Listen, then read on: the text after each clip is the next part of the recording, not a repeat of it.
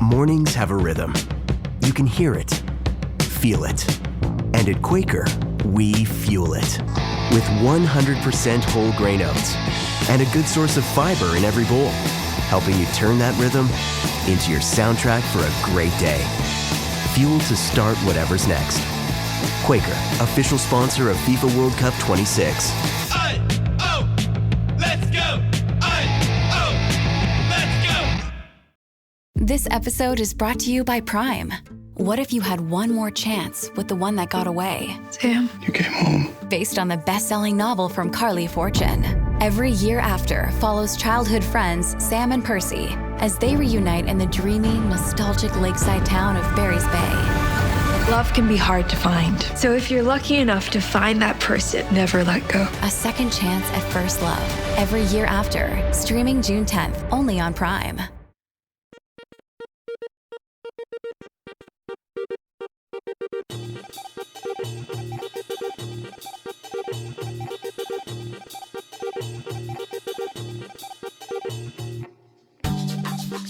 Welcome to the first Soundtrack Your Life live stream. I'm Ryan Pack. And I'm Nicole Barlow. And today we have Erin Marlow of the It's a Fandom Thing podcast and Jenn Owens of the My Streaming Bubble podcast. They've both been guests on Soundtrack Your Life. Erin was our guest for Natural Born Killers, and Jenn was our guest for our Can't Hardly Wait episode. Welcome back, Erin and Jenn. Hi. Thanks for having us. Oh, Yeah, thank wow, this was synchronized. you. We are brain twins, Yep. so you know. You truly proved it. At the Olympic level. Thank you. We've worked very hard on that. We not did. one. Yes. Yeah. Today we are going to talk about season 4 of The Bear, which has been out for less than a month. We decided to live stream it just in case, we didn't want people who listen to our podcast to accidentally hit play on it and be like, I'm not done with The Bear, because we're going to talk spoilers. This live stream has no sponsors, so if you want to sponsor us, hit us up, soundtrackcast@gmail.com. I'm going to make up a sponsor for today. This episode is sponsored by DocuSign.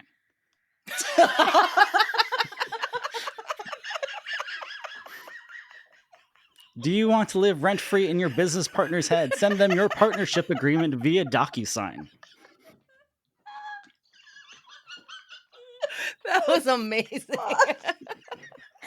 Satisfied with your current partner agreement? You struggle with people that don't know how to access their emotions? Yeah. Can help. Thank you so much, DocuSign. Yeah, if they're not paying the bear to be placed in the show, I know. the bear should retroactively charge them for advertising. Yeah. I mean, it's literally been a character over the course of 2 seasons now. Yeah, kind of. It is. It really is. If we're talking about things that are frustrating about this show, if I have to see that goddamn partnership agreement one more time, I will scream. I will scream on anything. But the cut to the partner agreement. Yeah. Sure. I call it Chekhov's partnership agreement. By the end of the show, it should kill somebody. I mean, it's really me. Is that wrong? It's literally the same thing as the blender from White Lotus. Yeah. That one went over my head because I haven't watched that yet. List of inanimate objects in TV that have been prophetic inanimate objects in TV. The most menacing inanimate objects on TV. That's at least 2 that you're like, Kind of love it. Kind of Yeah. here for that. Yeah. Do that. this is why we have such a huge live stream right now. So, Oh man.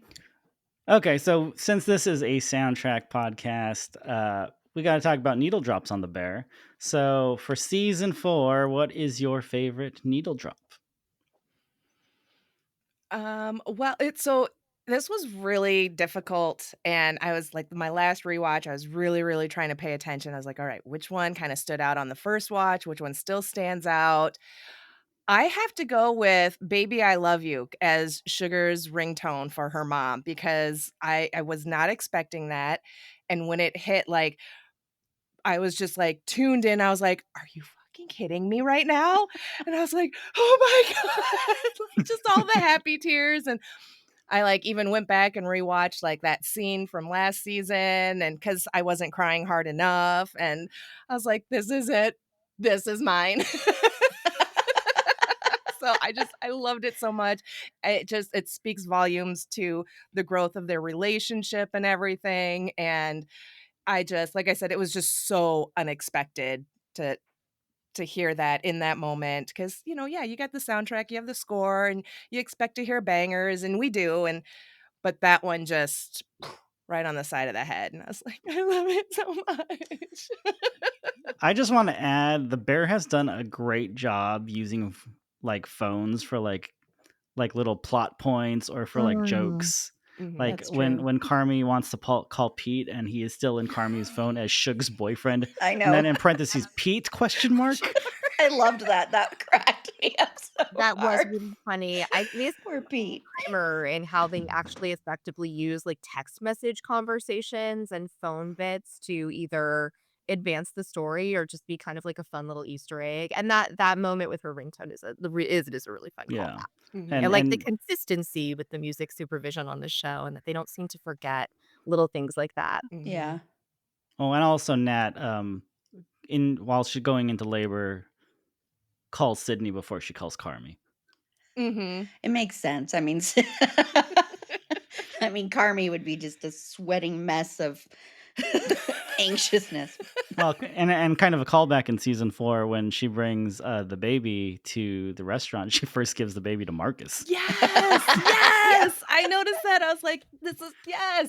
I was so happy for her. I loved it so much. Sure. Carmen really brought I Got a Baby person to new levels in the last couple of seasons. Mhm. Yeah, truly not a baby person. No. He forgot there was a baby. Which baby? I And I know. was so ready. I was like, Tina really needs to beat his ass right now. Because the look she Tina's gave him, she face. called him Carmen, not Yeah. Jeff or Jeffrey, but she was like, Carmen. Carmen. Like, ooh, you're in trouble. Yep. So, Aaron, how about you? Do you have a favorite needle drop from this season of The Bear?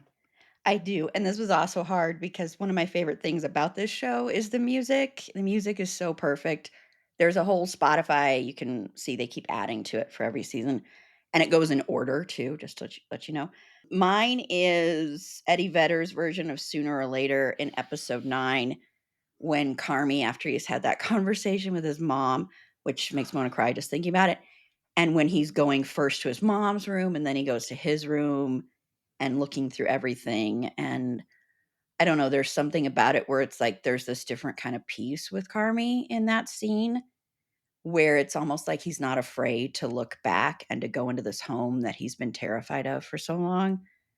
And just the quiet chords of Sooner or Later, that version, and Eddie Vedder's voice just fits that so perfectly. It's nice to see him make, the chicken from French Laundry without any Yes. kind of evil Joel McHale trauma. Hmm. No, that was Yeah. Thomas Keller. That was Thomas Keller. Oh, is Yeah, it that Thomas? was a different one. Sorry. Yeah. But I keep forgetting that Shet's is it's 9 in the morning here, guys. Why didn't we do the live stream at 9 in the morning on a Sunday?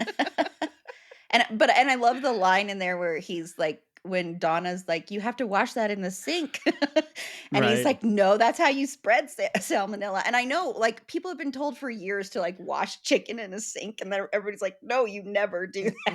Mm-mm. I can't even cook, and I know that. I was so happy for that. I was like, so can people please stop washing their goddamn chicken? Carmi says you don't wash your chicken. It made me so happy. I was like, thank you. Yeah. Yeah, I was going to bring that up at the end. I was like, is there anything you've learned from the show culinary wise that you now apply into your life? And possibly not washing the chicken is hopefully up there. Yeah. Yeah. Yeah, you just get a paper towel, a little bit of water, and you just clean it that way. instead of Yeah, I having don't the do that. salmonella spray everywhere. Well, I mean, you don't have to, but Yeah. Yeah. Yeah. if it's got like blood all over it, that's what you do.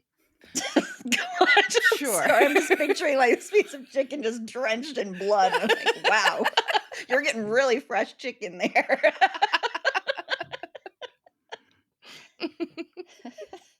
Maybe I don't always go to the big box grocery stores for my chicken. Yeah. Instead of like a pick your own berries, it's like a kill your own chicken farms or Yeah. something. I want that one. Yeah. How about you, Nicole? What has been your favorite needle drop of season 4? Well, I mean, as everyone said, I think it's really hard to pick a favorite needle drop on the bear because the music is so dense. There's so much of it. There's so much that's really, really great. Um, I kind of like the mode of the bear where it's consistently a little bit more like ramshackle, a little bit more like, I don't know, Midwestern feeling. And so I love that they've used Wilco 6 times on the bear. Mhm. Like, this is the 6th time that they've used a Wilco song on the bear, and this season it's, a live version of I'm Always in Love.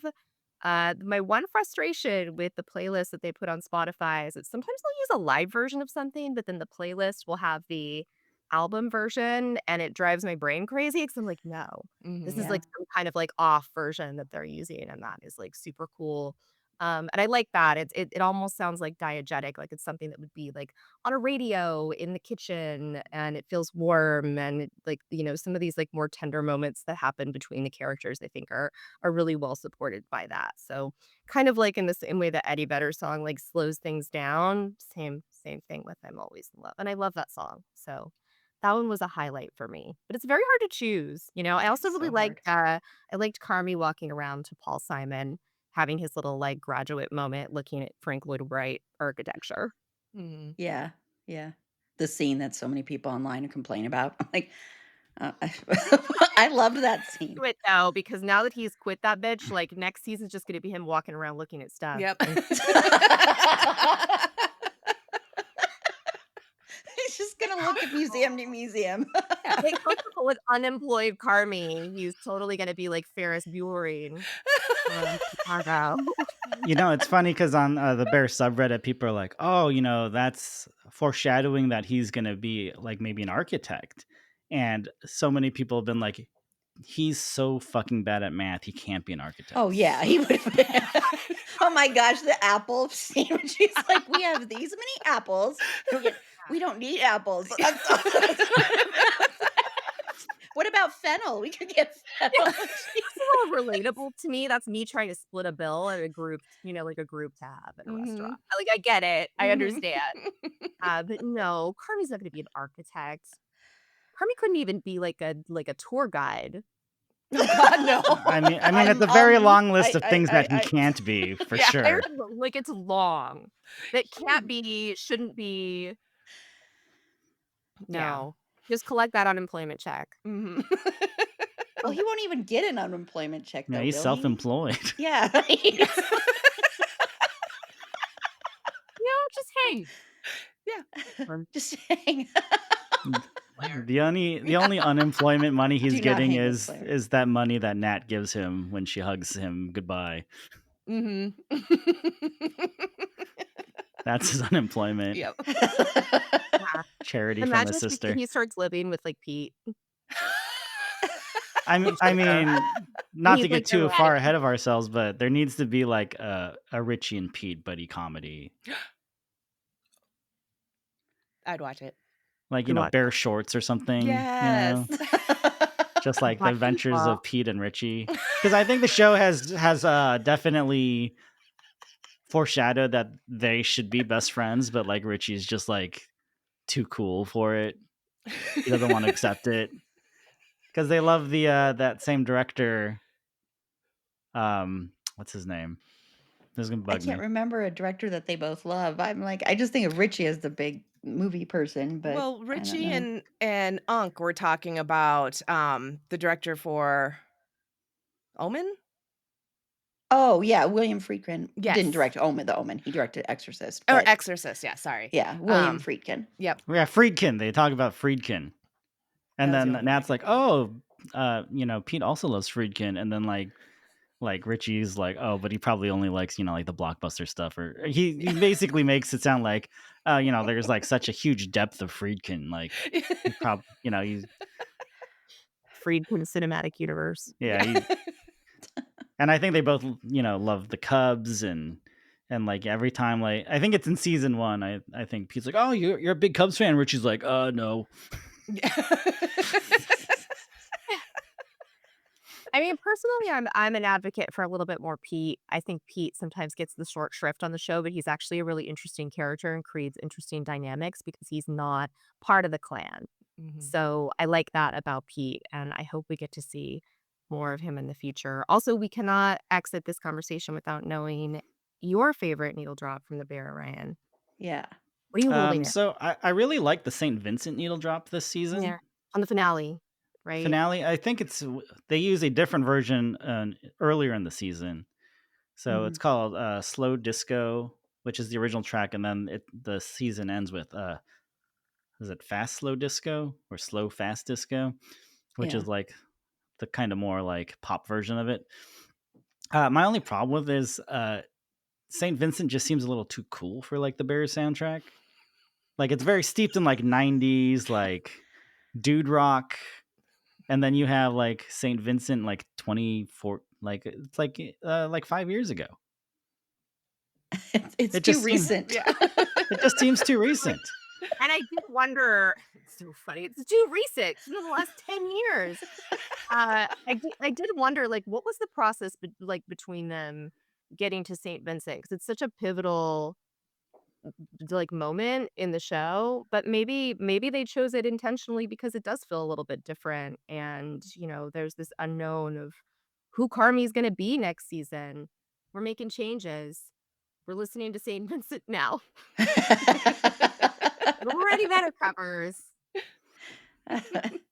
I think in the chorus it has a line about like dancing with ghosts. Mhm. So I think that It does. might be thematically like part of it. But yeah, I mean I like the song. I kind of missed it on Mass Seduction, that St. Vincent album, because it's not very good. The album, you Yeah, mean? the Like, album. yeah. So I was happy to rediscover that track. That was great.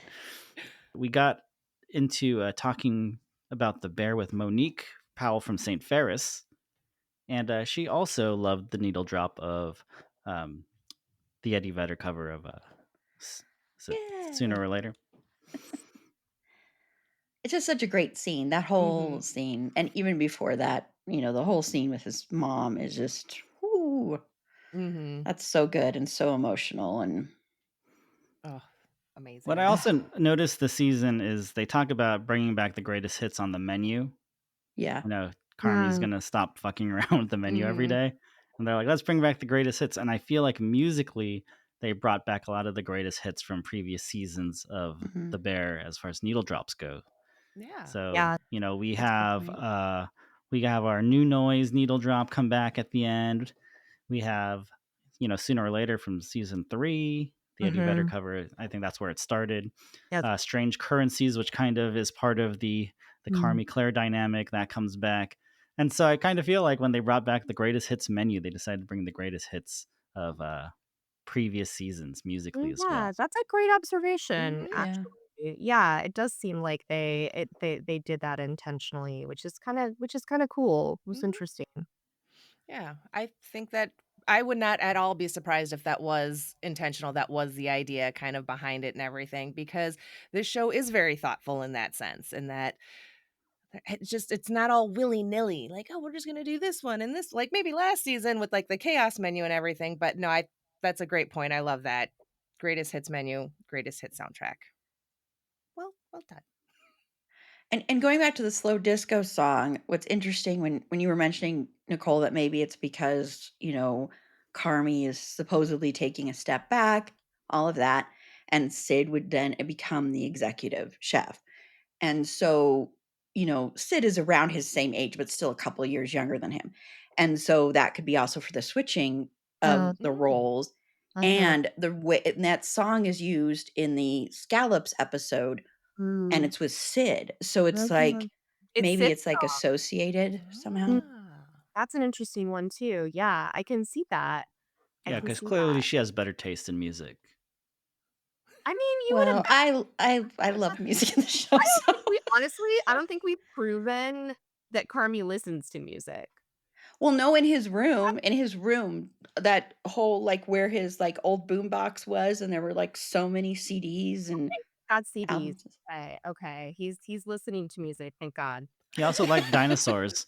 Yeah. Yeah, yeah. The reason I get like this read from Carmi, like he's the kind of guy that's like raw dogging the flight. You know that trend of like you're just not watching or doing anything on your flight. You're Mhm. just like staring forward and you're like deep in your contemplation cave. I feel like that's Carmi's. Like, does he have hobbies? Yeah, Right. I think We're gonna that's what find out. hap yeah, I think that's what happened to him when he went to New York. I think what happened to him is he went to New York, and he worked in all these restaurants, and he felt like he couldn't afford to have any distractions. Like, he couldn't Mhm. the only indulgence that he has is cigarettes. And that seriously, that's, like, the only Yes, indulgence he has. Like, I don't even think sure. he probably like, we hardly ever see him eat. I mean, Yeah. how does he even, like, live or survive? It's like he has been so solely focused on becoming, like, this great chef, and that's how I think he lost his love for it, that he forgot everything else. And so I Mhm. think that's also what that episode where he goes to the Frank Lloyd Wright place is about, is him trying to find something else outside of cooking that he can latch onto and enjoy, because he rarely smiles, and he smiles in that episode. He smiled a lot more this season than he Mhm. does normally. Well, in And so I season think 3, that's he was kind of not what this allowed to smile. No. yeah. No Huge smiling. season 3 in terms of yeah, tiny moments of Carmi joy, not even joy, just like him Yeah, not being as John unrequited. Mulaney says in the wedding episode, he smelled like a sociopath every day. Yeah. Yeah. Yeah. So many cigarettes, all the cigarettes. Yeah. Yeah.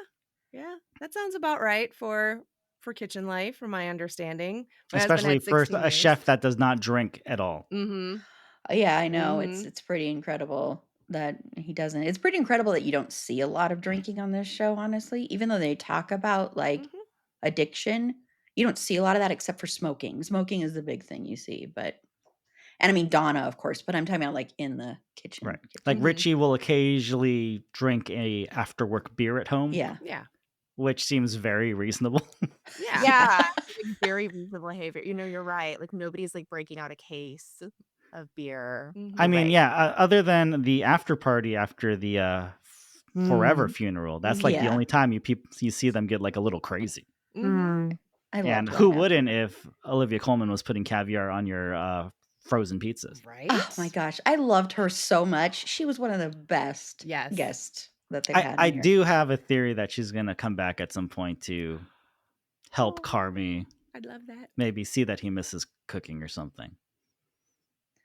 Maybe come I back have a and Yeah. lot of theories though. finds that spark, that re-spark, because the light in his eyes throughout this season were very, from the first episode with the flashback with him and Mikey, they're very bright. He's got all these ideas. He's very excited. And then it cuts to present day and it's just dark and drab and you can see it. But throughout the season, it kind of lightens up. So it'd be nice to maybe have Olivia Colman back to help with that final splash of brightness in his eyes. And like I said, just find that spark and that love of cooking. Cause that's what I want from him. Like, go do what you got to do, find yourself but then please come back and be Yeah, happy. I think that's been, I don't want to say controversial, but maybe one of the most talked about points of people that have seen the entire season is you're really breaking the conventions of the show by having Carmi quit. Because then, as it gets renewed for season 5, what happens in season 5 to your main character if he's no longer in the kitchen? That is kind of a huge question that I think they've left us to contemplate. And maybe that's a good segue too into just kind of how we felt about season 4, what we liked, what maybe we were frustrated by. I always say that even when I hate this show, I really love it. And I think what I mean by that is that there's a lot of things about the show that tend to frustrate me, but ultimately, it still has me in a chokehold. So I'm curious, Mhm. Jen, what did you love?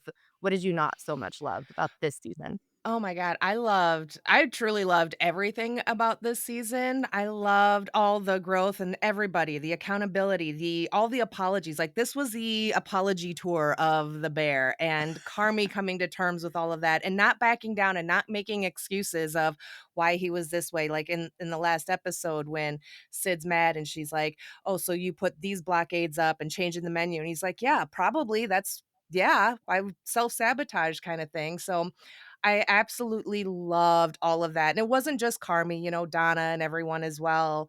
Um, and it's just the sincerity of all of it from everybody. I'd have to say going into the season, for the first time, I was very much like, "Okay, here we go. I'm gonna be really stressed out."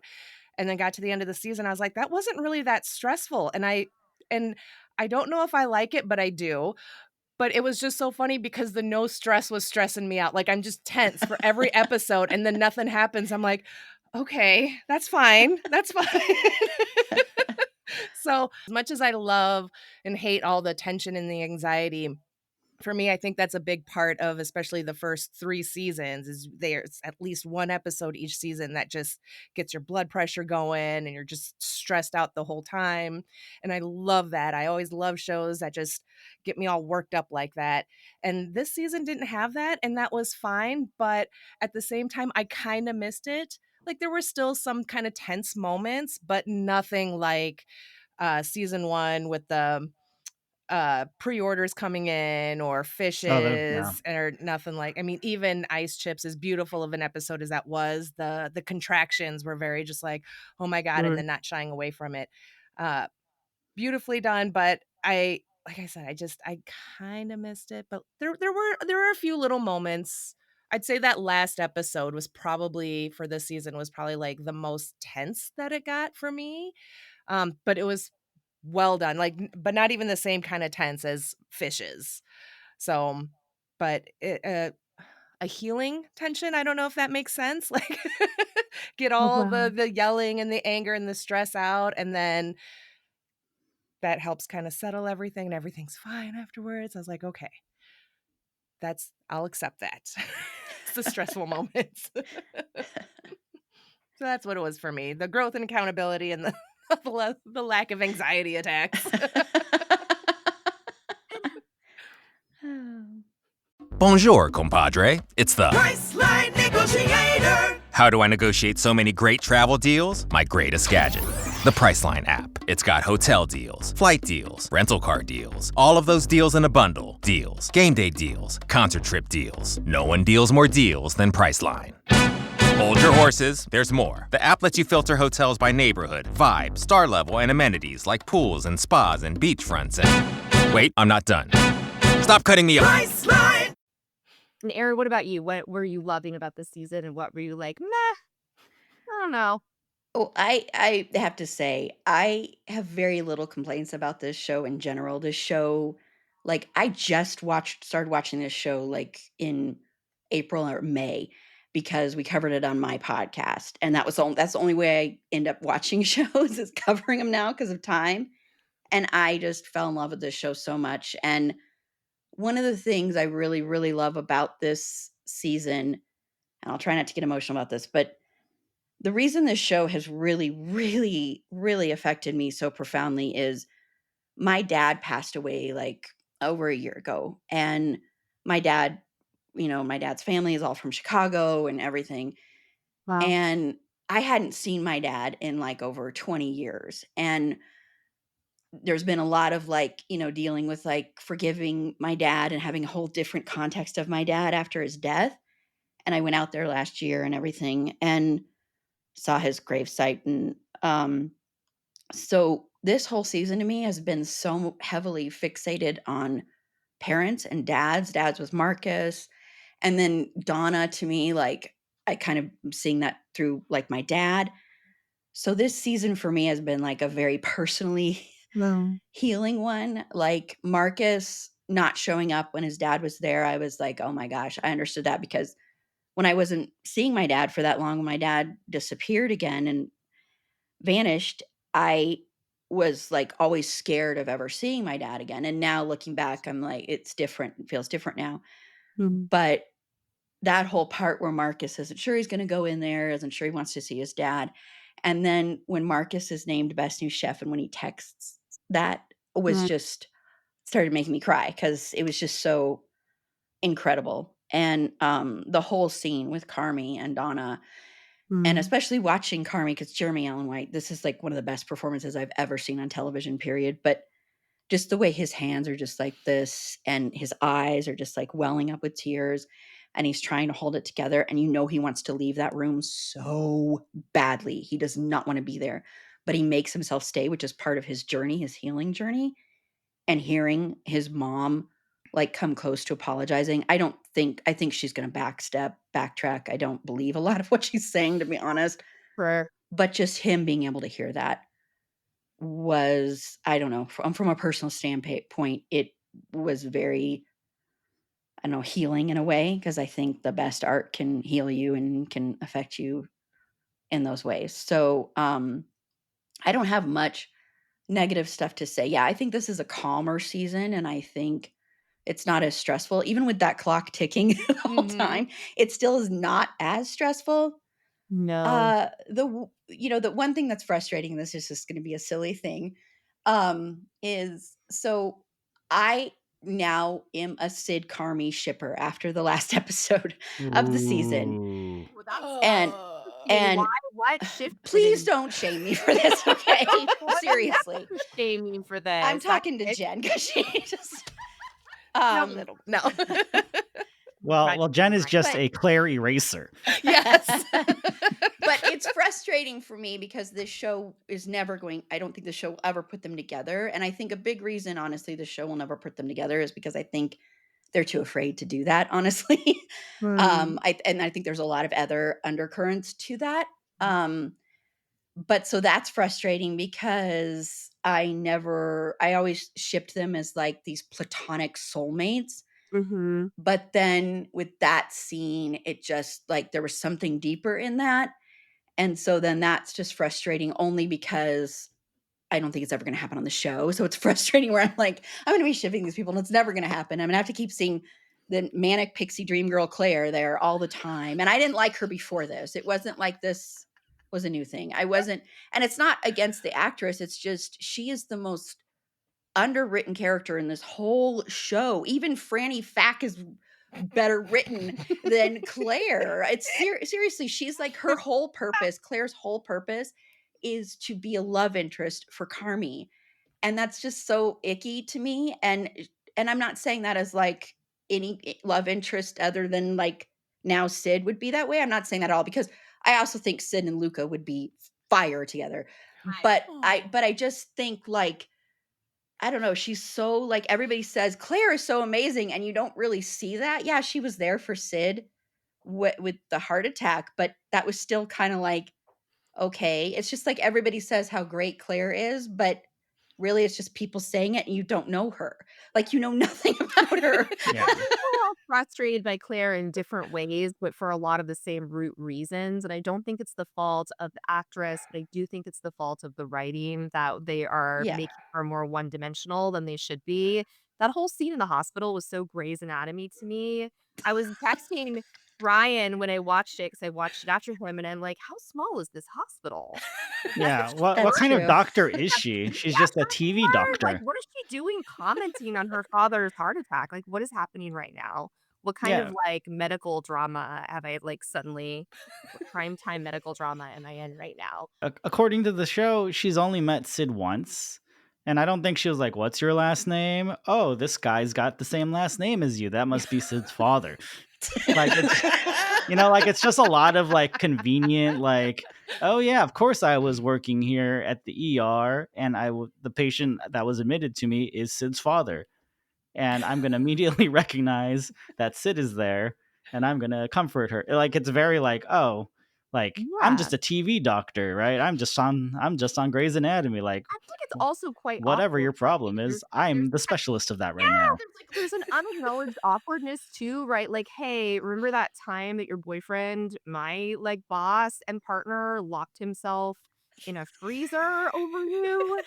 And that happened, and then an entire season happened where he was just an unrepentant asshole to everyone around him because you broke up. Remember that? That was weird. But thank you for being here.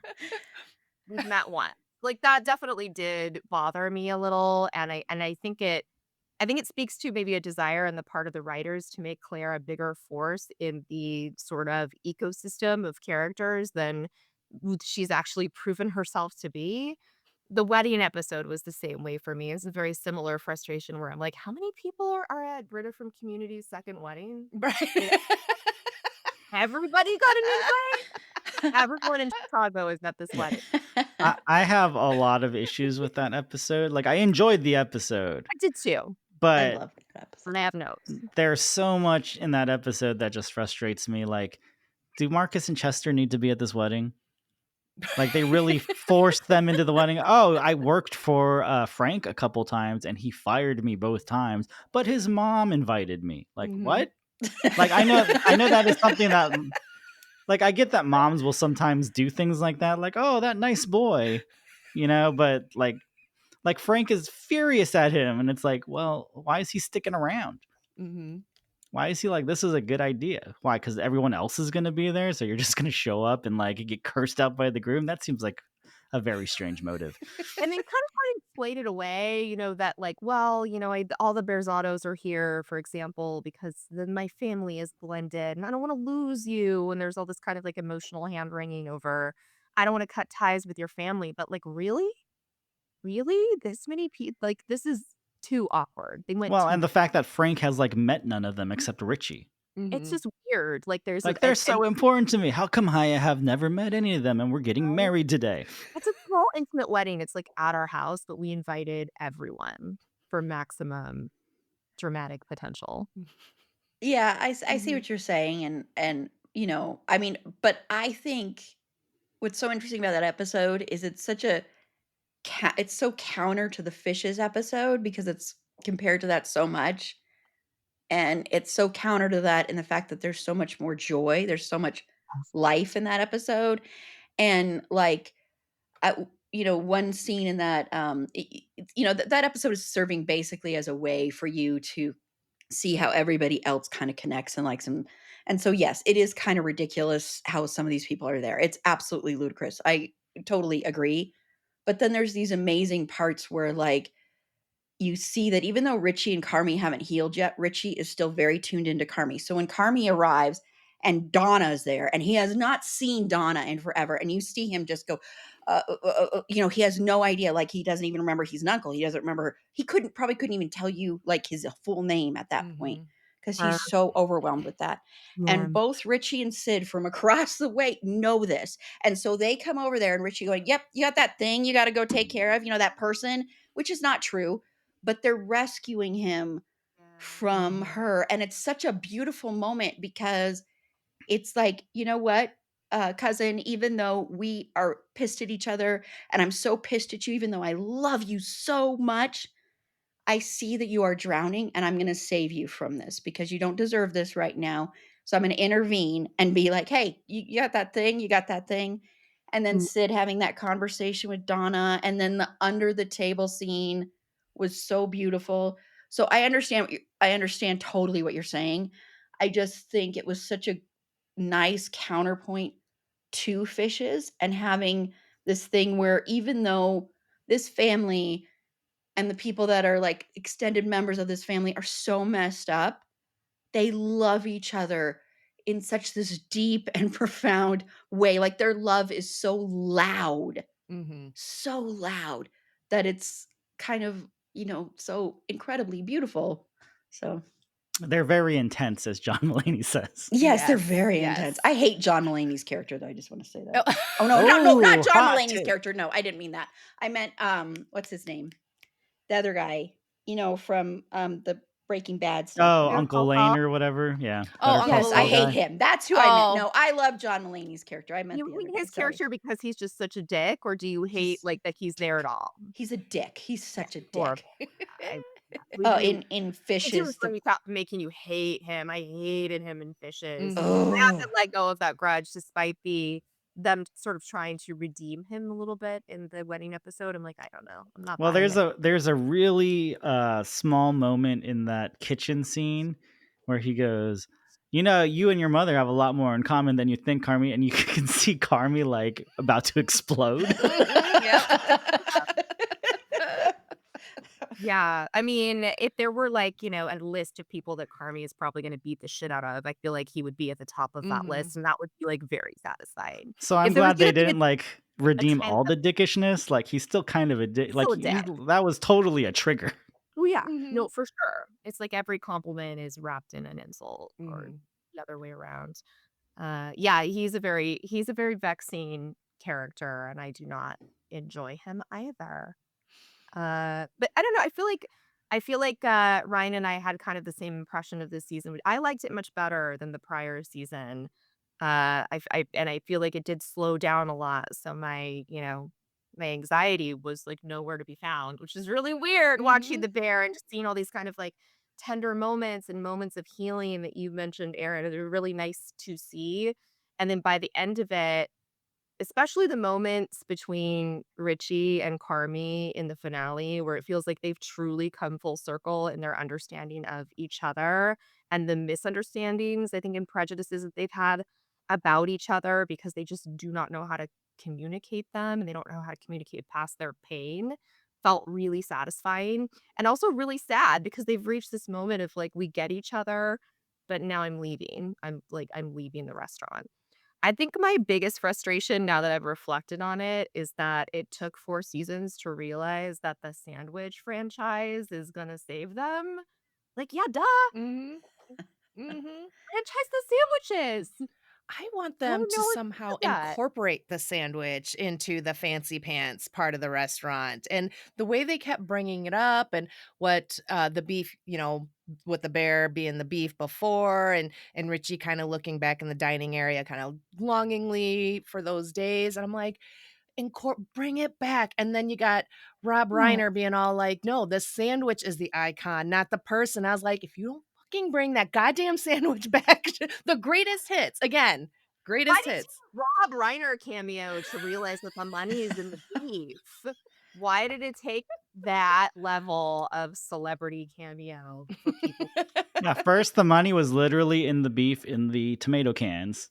Yeah, Yes, yeah. And now yes. it's like, just make this full circle to the Now it's in the sandwich. sandwich. Put that in Chicago O'Hare, okay? Mhm. Sell like 1 billion sandwiches a day. Oh yeah. Can I just say, though, that I'm so glad that Rob Reiner's character didn't turn out to be a total creep taking advantage of Yes. Ibra, because I thought that's what was going to happen. And I was like, Same. Well, please don't. if you take Please don't. advantage of Ibra, many people will die. Yes. Don't fuck Yes, with but I Marcus, really don't was fuck with worried that Ibrahim. was what was going to happen. I thought that's what was going to happen. And I'm Yeah. like, oh my gosh, so help me if that Or it would have been happens. like scorched earth if you tried to mess with Ibram. No, Yeah, you no. don't mess with Ibram or Marcus. Marcus, Yes. Marcus, Oh, I love Ibram, like Marcus. who's been You through can it? try to mess with Tina and she will kill you. Yeah. Tina's she's I'll good on her knife own. For herself. But those two, like, no. Marcus. 80 girls. I love Marcus so much. So I know that some people find Fanny Fack to be a little bit distracting. We got another stunt casting, but I kind of liked having her show up because it gave Natalie a chance to show that she is also Berzado. Yes. Very true. Very true. Yeah, her Berzado side definitely came out a little bit. Yeah, I don't know. How do we feel about the stunt casting of the facts? I mean, I think this is a vast improvement over the John Cena cameo from last season for me because I hated that and thought it was so out of the blue. Like, no way are they hiding John Cena for 3 seasons. Like, just the sheer size of the man is like, no, you're gonna talk about him. Like, that would have come up. He would have been part of this mix sooner. And I feel kind of the same way about Francine. I think it feels a little bit shoehorned in as a reason to submit them in the comedy category for the Emmys. I'm That's not what a gonna lot of lie. people think. Yeah. I feel like it's just sort of there to continue to justify that categorization. And so while I enjoy it, I also feel like it sometimes ruins the momentum of the show. I'm mixed on it. Mhm. How do we feel about it? How do we feel? Do we want another fact stunt casting in season 5? And who I would it think be? we're gonna get one. Who would it Yeah. be? Who are we getting in season 5? I don't know how many more facts are left. I'm imagining there's like a butt ton of them. With Francine, I'll say I had no idea what Francine was gonna look like or so I had no any other kind of like preconceived ideas of who could possibly play Francine. So yeah, when Brie Larson walked in, I was like, okay. I didn't hate it, but I didn't love it. Again, I guess I was caught off guard. I was like, I might sound terrible, but I was like, I wasn't expecting someone as pretty as Brie Larson. Oh, no, but No, this is I'm with you. also like, Brie Larson is like an angel on earth. You're not gonna Mhm. talk about this secret fact who's, like, literally like, just a goddess walking Mhm. amongst you. Like, Yeah. no. Like, first of all, like, we've seen the other facts. It tracks, like, right? Like, Yeah. you can see, like, the genetic Mhm. material. Brie Larson being in that mix feels unfair to everyone, like, Right. wrong, It just Mhm. feels wrong. Yes. Like, no.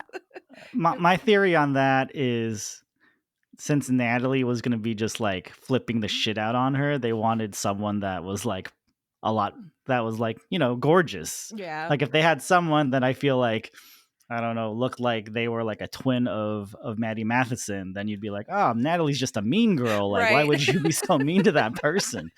Well, they also, like, they never really give a clear reason, right? It's not, like, super There's like clear. a hookup Y involved. There's a Yeah. hookup, but then, like, Mhm. maybe they hooked up and there's, like, a whole thing, and it's all just played for, like, comedic value. It just kind of gets heightened throughout the episode, and then they make up, and it's okay. Yeah. My theory is they just didn't want to make it look like Natalie was like punching down on someone. Yeah, So That's probably. then they're fair. like, how about like this goddess here? Yeah. Yeah, It's probably, just funny and I that you're they cursing out Brie also Larson. they build it up too in prior episodes, like, oh, we're talking about like Francie Fack. And I think that's kind of to like maximize the impact of the stunt casting, right?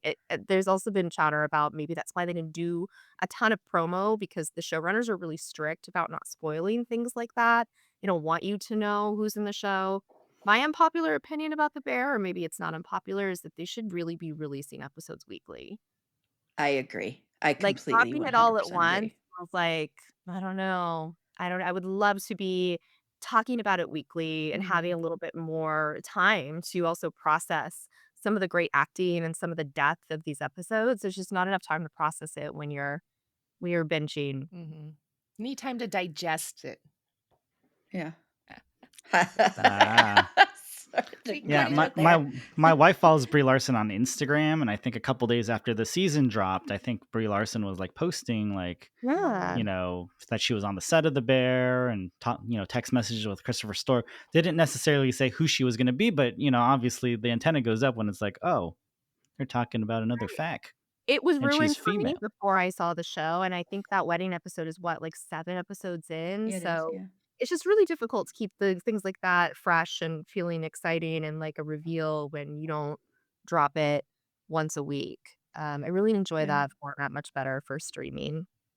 I think that's just a problem in general right now for the way TV shows are released. I mean, at least they release a season a year, and it's not like you have to wait like stupid Stranger True. Things where you have to wait Oh, so years true. and years for Mhm. For season 5. 2-hour They're episodes. all like Yeah. 34 years old, yeah. Mhm.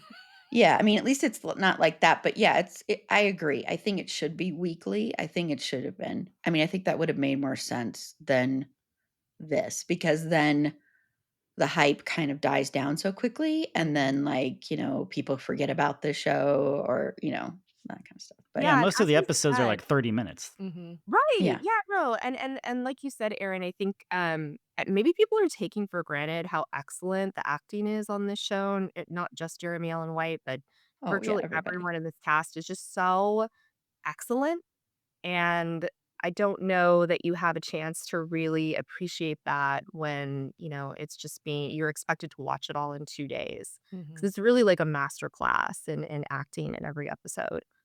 It's so fabulous. Yeah, all the performances are just incredible. Just absolutely some of the best performances I've ever seen on television. Just They have, like, Mhm. great mind-blowingly ensemble good. cast too. And so you almost don't want to rush through the moments that you get with each of these Mhm. wonderful characters. I think it's one of those shows that you watch and will continue to watch for the characters as much as anything else because we love them so much. I think we feel like we know them by now. It feels very like lived in. Like Mhm. even though the bear stresses me out, I want to go and hang out with these characters. Mhm. Totally. Excuse me. So one episode we haven't touched on is the episode where Sydney is not in the kitchen and she's just hanging out, getting her hair done. Mhm. And her hairstylist cousin Yes. is Daniel Deadweiler. Is Yep. that how you pronounce her name? Who's great in the like very small amount of time she has on screen because she needs to go get like supplies Yeah. and like and leaves Sydney with her kid. That episode is great, and it's just like such a relaxing episode. Mhm. You know, such a contrast of what it is like to be in the kitchen of the bear. And I think people have pointed out that in the kitchen, because Daniel Deadweiler doesn't cook, she has never set the clock of the oven, so it's just blinking 12 the entire Yep. time. That's a great detail, huh? I And noticed that. so I love it. so it's kind of like a nice contrast where, you know, instead of every second counts, and the as Nicole called it, the money clock. Yes. We don't You actually have know, the every second counts clock. We've got a time clock and a money clock. Because Yep. two clocks. we're running out of money, so we brought in another clock to Yep. tell you how little money we've got left. It was a nice episode to kind of see what like she looks like when she's not completely stressed out by Carmi Mhm. making Hamburger help her. Yeah. I always appreciate the episodes where you get to spend more time with one character. I think those episodes have consistently been really nice and worked well for the show. I also love her making the hamburger helper. The Mhm. other thing that I love about this show is moments where they're making food for somebody else, like the chicken for for with Carmi The and then omelet for Natalie. the omelet for Yep. Natalie. That I feel like it falls in that genre of like you're making food for someone else, which is the basis of everything, that hospitality and the love and um Sid being maybe arguably the only person other than maybe Marcus that still loves this, Mhm.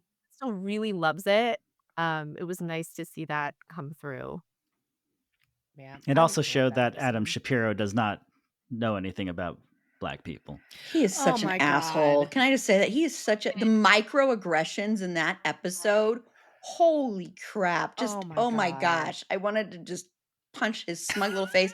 And then when she finally says, "No, I'm not going," and the way he reacts to that tells you everything you need to know that she made the right decision because Mhm. oh, Yeah, like you knew he was going to show his ass eventually, but man, like he really Yeah. that guy sucks. Mhm. Yeah, it really validates Carmi in that last episode. They're like yelling at each other, and then he's like, so much. "I guess you could go work for him. Like you should, He's but okay. but I smoke him, Guys, and actually you smoke him too." Yes. I love that. Aaron, moments like that can be kind of like a jealous romantic rival vibe, and sometimes I'm not quite like a shipper. I don't know if I'm there with you, but I am also like open to the possibility.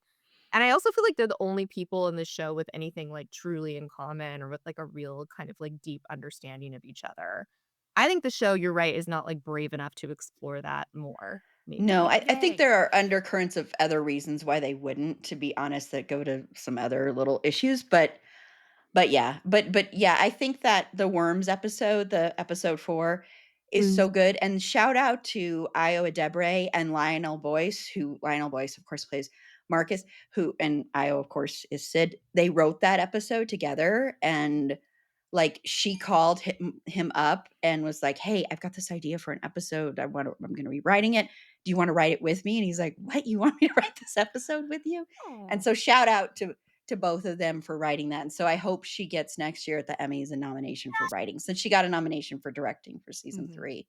Yeah, and So she could get a nomination for directing in this one too, because she thinks she directed that episode with the The right. napkins. yeah, the napkins. Oh Yeah, yeah. she did for season 3. Yeah, for season 3. Yeah. Yeah, no, they're so talented. I think Lionel Boyce does not get enough credit for what he does on the show as well. I think he's one of the real like beating hearts of the Mhm. bear. and I want his character on the screen all the time. Mhm. I love his relationship with Luca. Me too. I love Sid and Luca also. I don't know if like other people are wanting more Sid and Luca. People are. Oh yeah. I wouldn't hate People it. also want Luca and Marcus. So I just want Luca with anyone.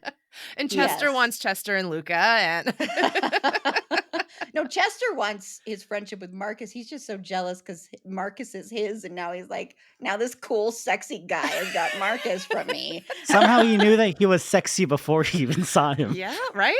That was What interesting. you think is unrealistic about this show is that I do think there should be more like sex and romantic tension. 'Cause Yes. I feel like, if you've ever worked in like a restaurant or a kitchen, like everybody's just like Everyone's dating. banging. Yeah. Dating, but it was generous and being generous. People are hooking up hmm And in doing restaurants. drugs. Oh, all the But drugs. they've explored the drugs. The drugs, I feel like they've been like, okay, yeah, like we hired that one guy and he did Oh yeah, like, that. Oh, much that's meth. right. Who's doing the crack? Right, yeah, whatever it was. So that I feel like they've kind of touched on and acknowledged that, but they're not acknowledging you only get to hang out with each other because the schedule is so intense. And I feel like there should be more natural hooking up. There should be more Yeah. hooking up on the show, Oh, and I'm confused why so there's not. that's a great segue into Richie and Jess.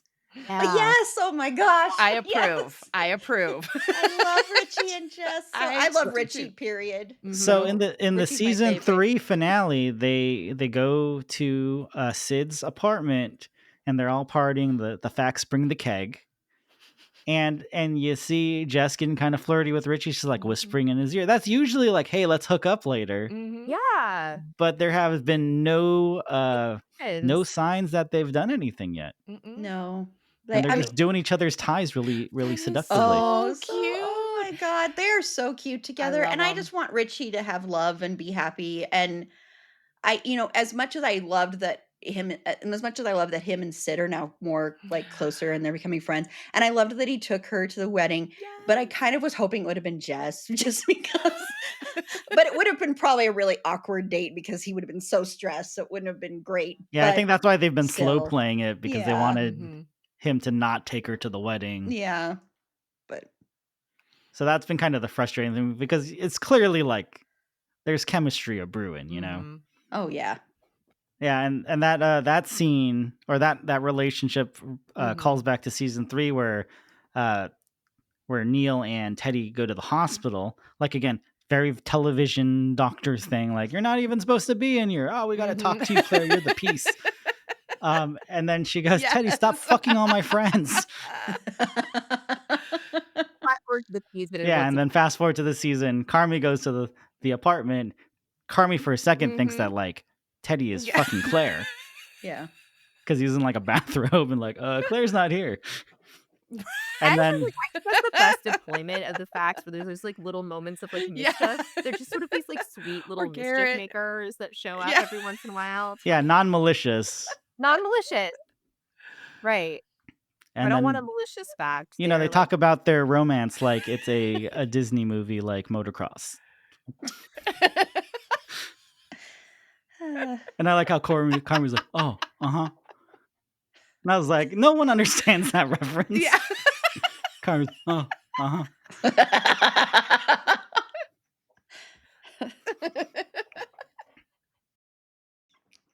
How do you think the show will end? Will Frank and Tiff ever be allowed to eat at the Bear? I hope so.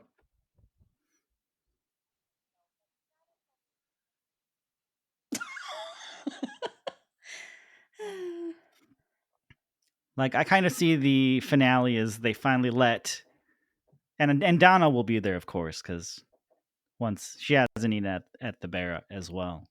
But I could see Richie doing one of his famous, big grand gestures when he finally lets them eat at the Bear, like he did for that family with the snow, which he got the idea from DeVry University. I love Richie. Yeah, Ferg's great. I really did like that episode, actually. I thought that was a nice episode.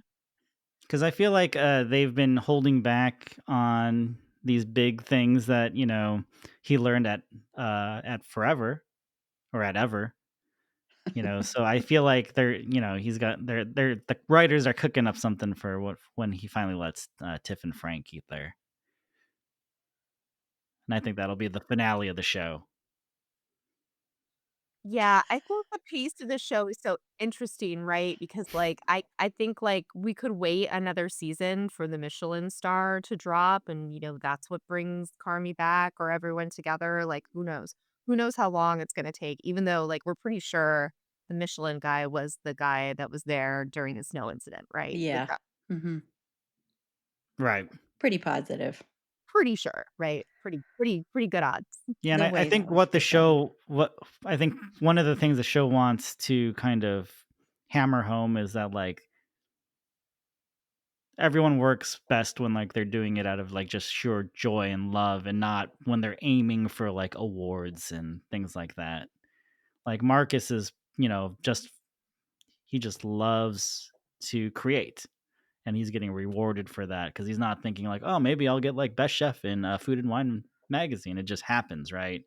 And I think at the beginning of season 4 when the money clock is brought in and they're like, this is your parachute with a hole in it, and Carmi's like, well, what if we get a star? And everyone's like, what the fuck are you talking about, Carmi? What does that have to do with anything? Yeah. And I feel like him letting go of we need to get a star, we need to be named best restaurant in Chicago, we need to get these reviews. I think that's when he'll kind of start to refine that passion for cooking.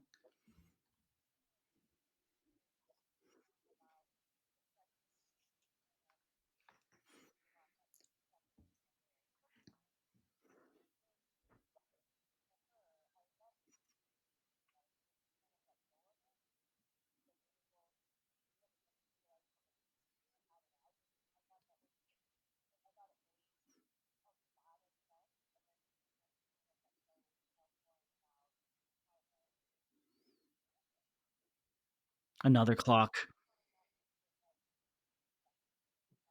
Mm.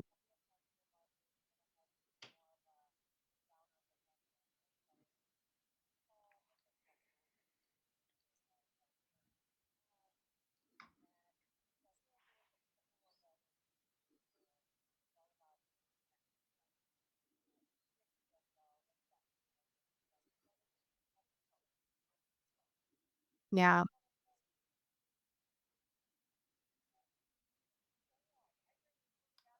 Oh, I love that. I loved that too. And it was really lovely and really heart-wrenching actually for him to have that recognition about himself. That was a really nice scene. Um, yeah, this show, I really hope that we see sort of newly reborn versions of the characters next year in a way, because I feel like we've plumbed the depths of Carmi's despair for a really long time. And maybe the show recognizes it's time for him to, come out on the other side as something else. Um, and I think that would be really great. Um, I hope not too much of it is framed around his need or relationship with Claire, as that's the ultimate end game and happiness, because frankly the one person who shouldn't be hooking up on this show is Carmi. Unless it's with Sid. You're right. That's the thing, not emotionally stable, No, this he's is not. not this is a box of red flags, right? This is not an emotionally stable person that should be in any kind of committed relationship. He just So this deserves therapy. He deserves a Yeah. lot of Yeah, therapy. with somebody that needs to do some more work within himself to find his own version of happiness. I think they So all deserve therapy though, but So this is a little out there, so bear with me. But when he finds when Bear with me. when he finds Claire's sweatshirt in his room, it totally reminded me of The Office, the American version of The Office, where Michael Scott goes to the branch where Holly works, but Holly's not there, and he finds a sweatshirt on her chair, and he cuts part of it off and takes it with him. That's totally the vibe I got when I was like, why do you have her sweatshirt, Carby? That's weird. Why is it in your room? I don't even think he realized he even had it, of course. I think it was probably because he had that teen crush on her. Yeah. totally flippant, not meaning anything, crush on her.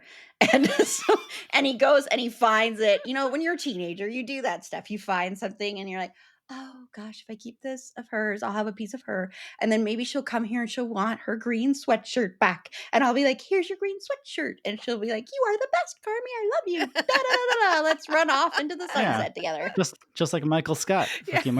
He's got the emotional maturity of a 15-year-old. I'm just gonna cut this sleeve off and That's take it true, back as yes. granted. I didn't think of that. It's so funny. That's hilarious.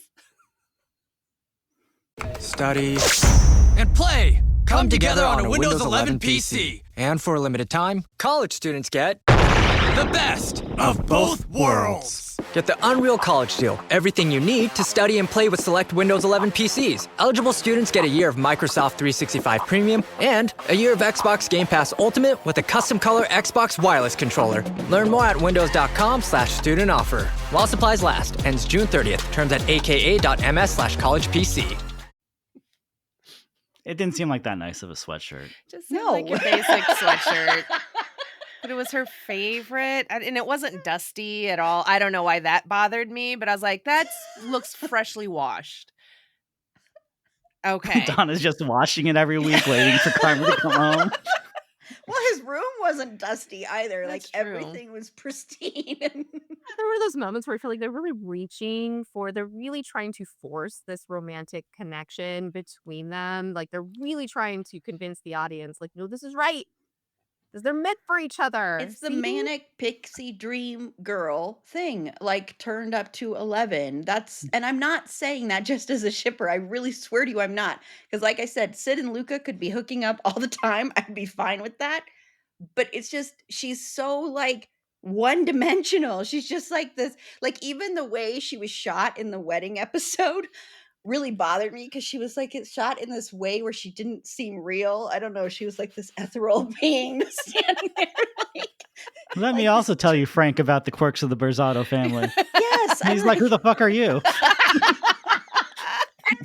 Like there can't be it can't be a binary. There can't be two choices for Carmi. Either like kill yourself in this restaurant or like go marry Claire. Like there has to be something in between for him. I feel like that is just too convenient and the show is better than that. And so I would love to see something more happen there than just what people I think are now maybe feeling like is inevitable. This inevitable like Yeah, he's she's going a back sitcom character on a show that is not a sitcom. Mhm. Yeah, Mhm. that's really how it feels sometimes, and it's too bad, I think that everybody on the show deserves a bit more than that. I would love to see them take a braver choice with Claire and just have Claire like be like, "Yeah, peace, I'm out." Mhm.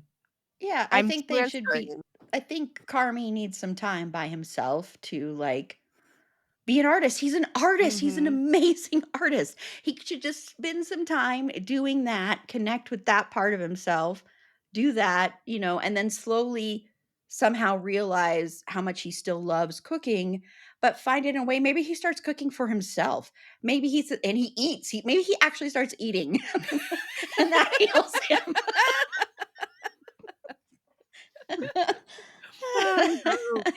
Like 5 packs of cigarettes a day meal plan anymore. He's actually like, Because he's smoking now again. Yes. So Yeah.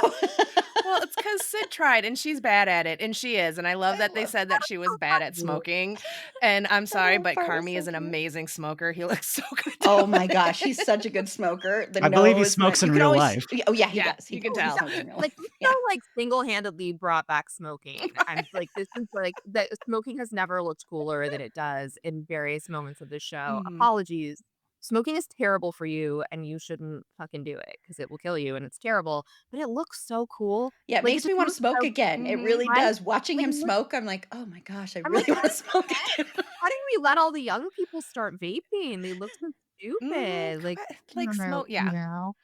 I still smoke. And I got to say, mostly because I look really good doing it. I'm a really good smoker. Been doing it for a long time, but no. Yeah. And I'm not here to endorse it on this live stream. I think it's the This live stream is sponsored by smoking. By Big Tobacco. Joe Something to Camel do behind says the it's cool, dumpster kids. at your workplace. Yeah. Oh, another thing A little longer. Oh my gosh, the number of fanfics that have come from that scene with them smoking together are beautiful. No, they're beautifully written. Actually, there's a beautifully written one with that, where he shotguns smoke into her mouth. God. It's amazing. Oh my God.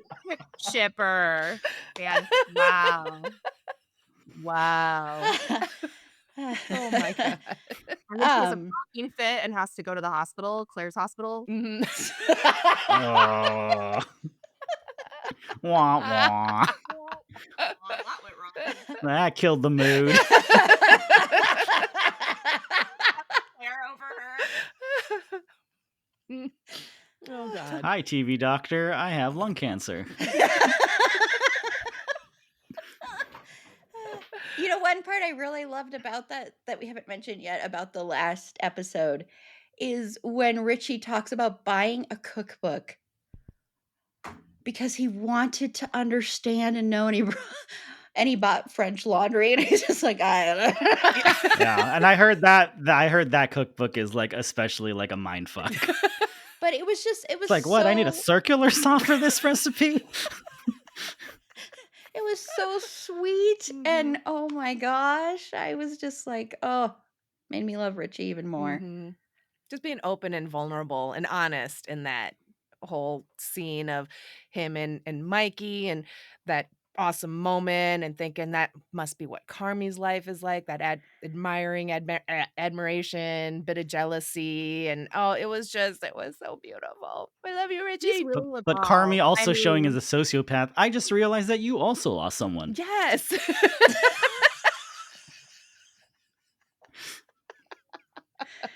Oh, Richie, are you also grieving? Sorry. Like, I just realized it. Well, Carmi sometimes forgets that he and Sugar were raised in the same house. So he's like, yeah, no, I do forget that. Yeah. Forgets things. You had a baby? I'm an uncle. I'm an uncle? Oh, I should meet the baby. Oh. Wow. So a bit of a continuity issue I have with the show is when Sugar has the baby, the facts come to the hospital. But then when she brings the baby to the bear, she's like, don't touch the baby. You're not allowed. I forgot about that. They're like the only people outside of your husband that showed up for you. Honestly, I think they change their minds about what the facts are capable of, like, by episode. Yeah. Right? Yeah, they are kind of cartoon characters where it's like, like today you guys can't dress yourselves. Yeah. It's depending on the last thing that happened, I think, is where they're at in terms of like trusting them to do something.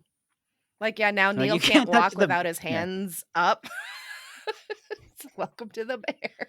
What is that? You were And doing it's like, fine. wait, haven't you been working here? Like, we'll let you treat VIP customers, but you can't hold a baby, and you walk like this. And I love that little pep talk Richie gave Neil and all of that, with Neil feeling insecure because it's so fancy. The bear is so fancy.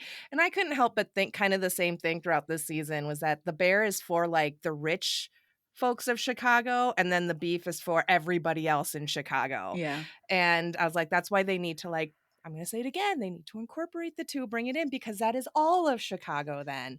But I understood Neil's kind of moment in that, because we've been out to nice places to eat where we have felt severely out of place, even though we might look really nice. I'm like, I know we are trashier.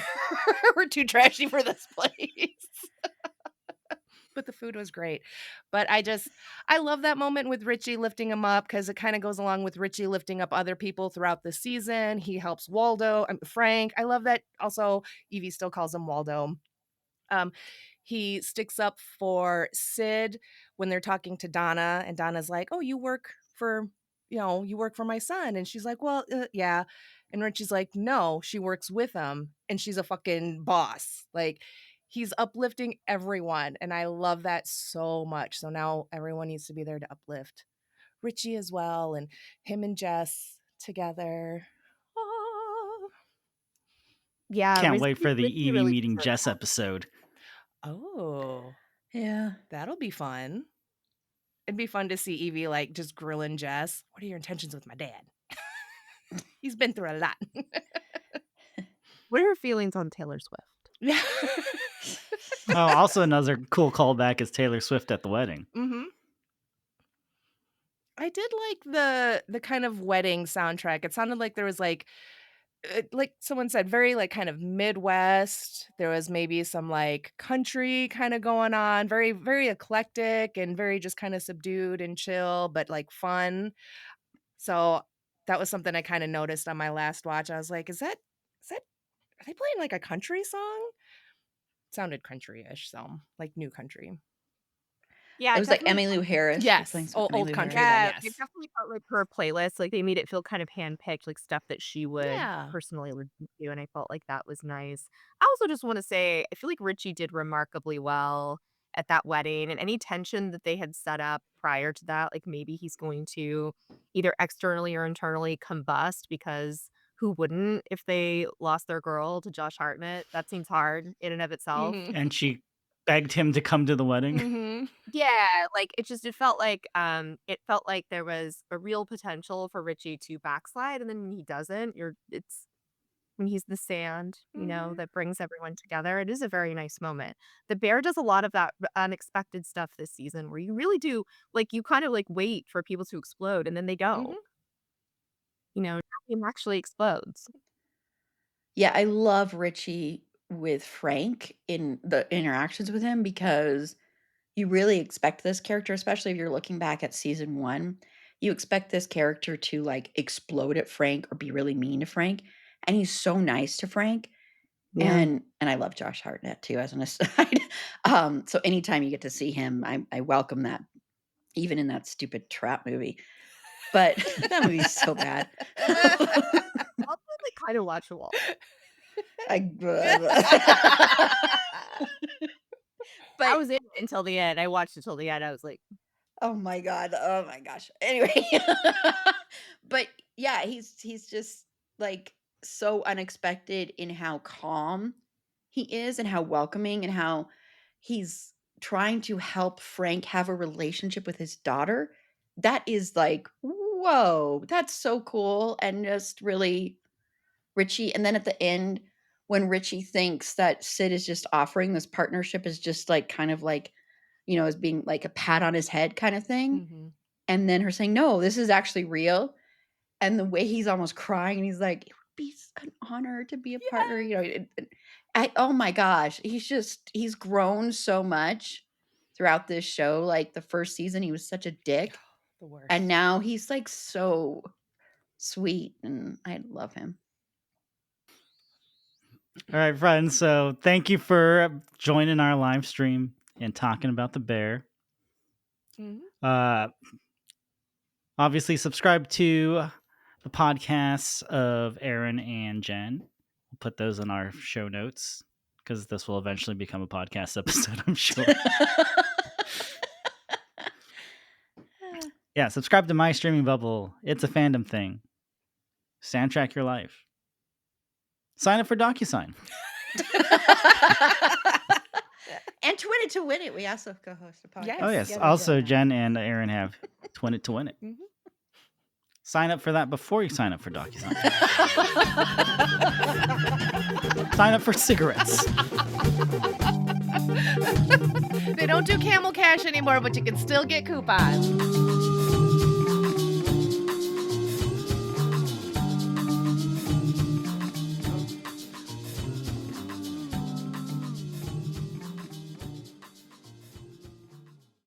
You can't reason with the sun. Trust us, we've tried. This summer, it's time to put that angry ball of fire on mute. Columbia's OmniShade technology is engineered to protect you from the sun's harsh rays that can burn and damage your skin.